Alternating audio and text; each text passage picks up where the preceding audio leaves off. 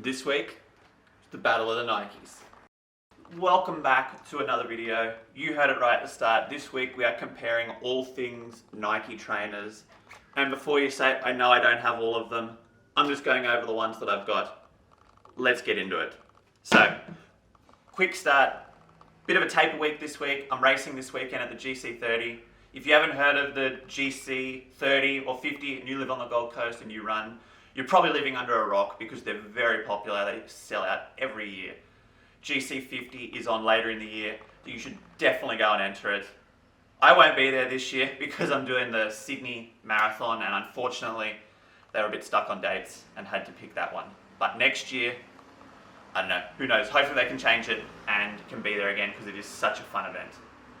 This week was just, like I said, a bit of a taper week. Dad got food poisoning and he's my cameraman. This is something we enjoy doing together.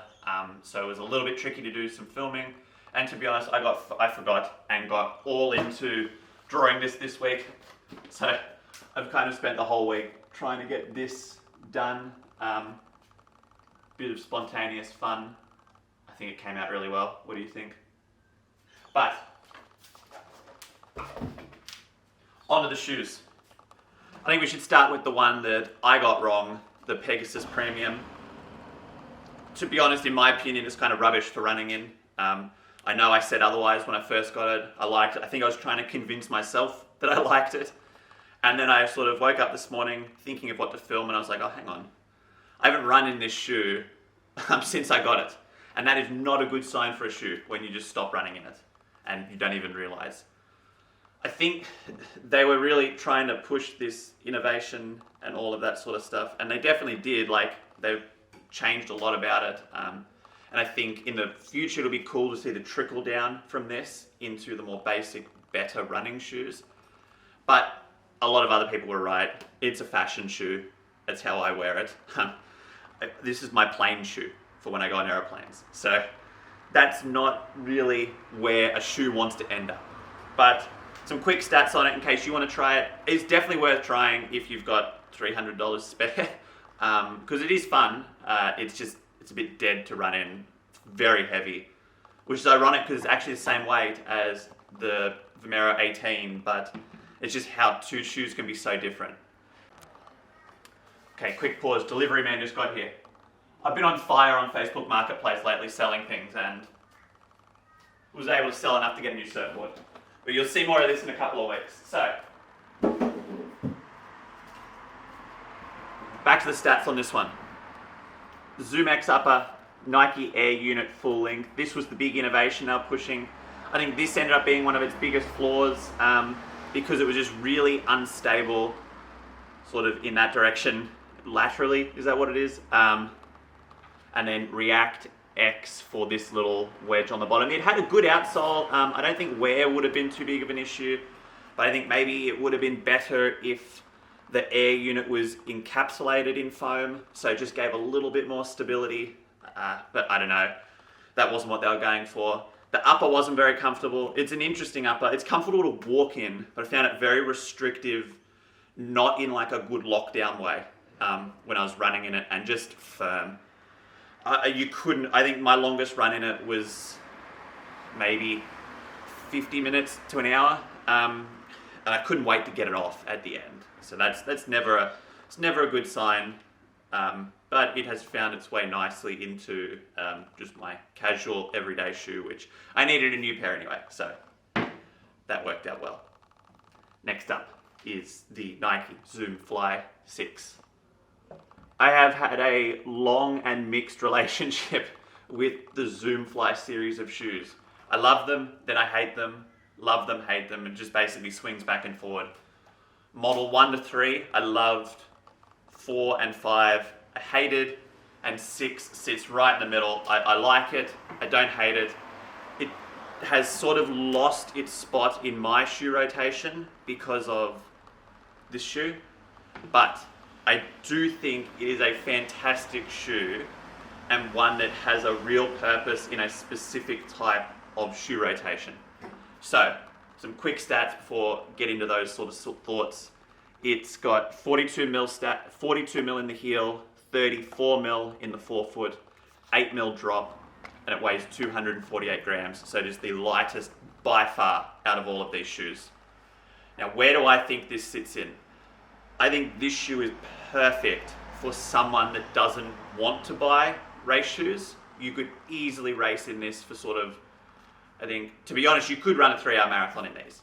But I think it's probably slightly more suited to anyone 330 plus, as a little bit more of a stable and long-lasting race shoe, if that sort of makes sense. Obviously, if you want Alphaflys and you're a 6-hour marathoner, go buy them. If they make you happy and you feel like you're running fast in them, no one should tell you not to.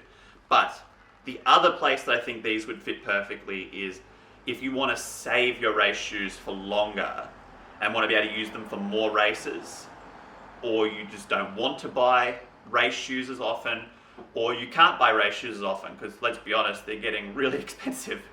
The way I use my race shoes is I will race, if it's 10K, I'll probably do 3 10Ks in a pair of race shoes. If it's a half, I'll probably do 1 race in them, and if it's a marathon, I would definitely only do 1 race in them. Now, I don't get rid of them, I trash them. I just like wearing a new pair on race day, so I'm definitely not wasting them. But I will then drop them down to track and threshold, and then they get dropped down again once they get worn out for that for long runs. Now, I don't use them on long runs very often, but important long runs I will, and there's no use using a really good pair on a long run because you're putting so many bulk Ks into it in one session. Whereas you can get, my track sessions are about 8K. When I get back to full length, they're about 6K at the moment. So you got to imagine that one 30K long run is the same as doing, bad at math, 6 track sessions, 5 to 7 track sessions in them. And I feel like you get more when they're really poppy out of that.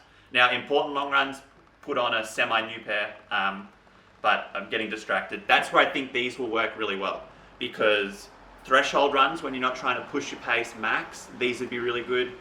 Long runs, they're great. I know they're great for long runs. I've done up to 2-hour long runs in these. They get a little bit hard in the forefoot. You get a little bit of that slapping feeling towards the end, or at least that's what I did. But at least with the Zoomfly 6, they do have the snappiness because they have a proper carbon plate, which was something, I can't remember when it was the 5 or this one, that they brought full carbon instead of the sort of really hardcore heavy-duty plastic plate. But that's where I see them sitting, really, is in that zone. So tempo, long runs, when you don't want to use your race shoes. For me, I've rambled on long enough, but I basically will just go from this one now into my race shoe. I'm lucky that I can do that. A lot of people can, a lot of people can't. It sort of just is a up to you kind of situation. But would I recommend the Nike Zoomfly 6? 100%. I got distracted. I don't think I said the foam. ZoomX foam for the whole thing. I got corrected in my last video about them. The ZoomX is wrapped in a carrier foam. I can't remember what the name of it was, but it's just a really basic foam that just helps the ZoomX last longer. So Zoomfly 6 does get a big tick in terms of being a really versatile shoe that you can use for a lot of things. The upper's great, the lockdown's good. So you should definitely try them. Last but not least, Vomero 18. I have loved this shoe. You don't need to watch this video to know that. I've been rambling on about them for quite a few weeks now. I just think from where Nike was with their training shoes, which, let's be honest, they were shit, with the exception of probably the Zoomfly series sort of being a little bit hit and miss, but overall good. And then if you're just a real hardcore Nike traditionalist, you'll never say anything bad about the Pegasus. But for me, these have sort of fixed all my issues in terms of needing an easy run shoe. And it's because they're not special. I keep saying that. Someone asked me last week about the weight and all of that. And I think I don't notice the weight. So stats on this one: ReactX foam on the bottom, ZoomX foam on the top, and it kind of like cups in. So there is a fair bit of ZoomX in them. The upper is super comfortable. I thought it would be really hot, and I thought it might be a bit thick when I first started wearing them, but it's not. It hasn't bothered me, and it's been really hot here on the Gold Coast. So if you can survive in them here, you can survive in them almost anywhere. 46 mil in the heel.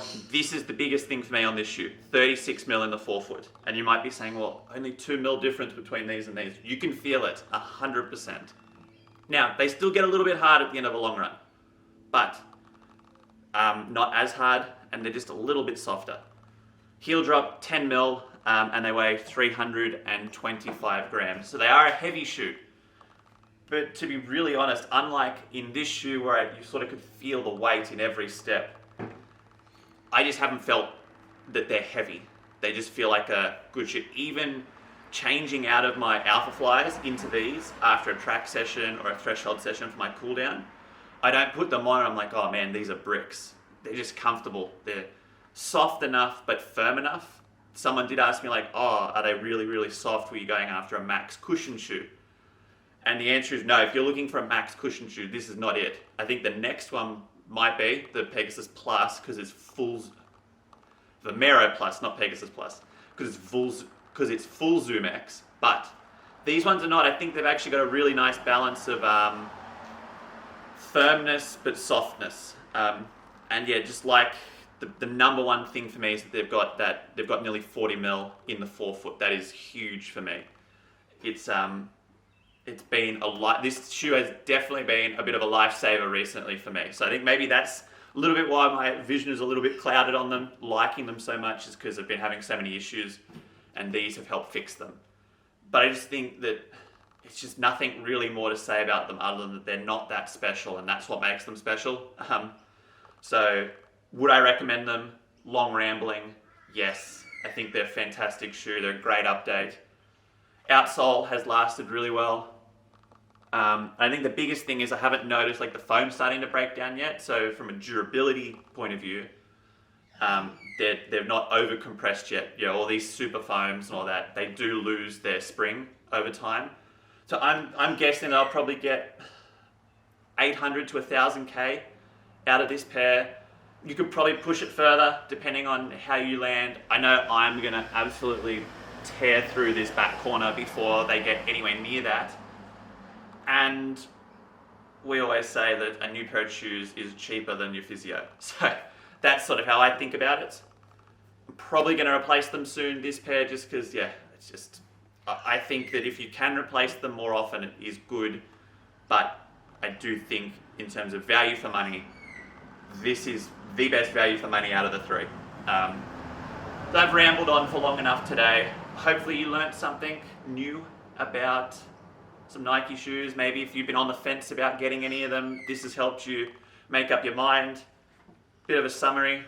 Stay away from them unless you want a nice fashion shoe, and then I think they look pretty cool and I do enjoy wearing them for that. If you want your race shoes to last longer and you want to go a bit quicker, go for these, the Zoomfly 6. And if you just want a general all-around good shoe, Vomero 18. Not sure if I mentioned it because this is my fourth take on this and I'm not sure which one I'll have picked. But in terms of pace and heaviness, I've seen a lot of people say like, oh, they wouldn't wear this shoe sort of over 70 minutes. My longest run so far has been 90. And my longest run so far has been 90 minutes at under 420 pace, and they felt fantastic. I've got an hour 45 next week. I'm going to wear these, and we know the pace will get a little bit spicy. So I'll report back on how they go then. The camera is screaming at me that the battery is about to run out. So I'm going to wrap it up for today. I'm racing in 2 days. Next week's video is going to be super fun about that, and I am going to carry the camera on the race this time. So like, subscribe. What's your favorite Nike shoe, or what's your least favorite Nike shoe? Let me know in the comments, and I'll see you next week.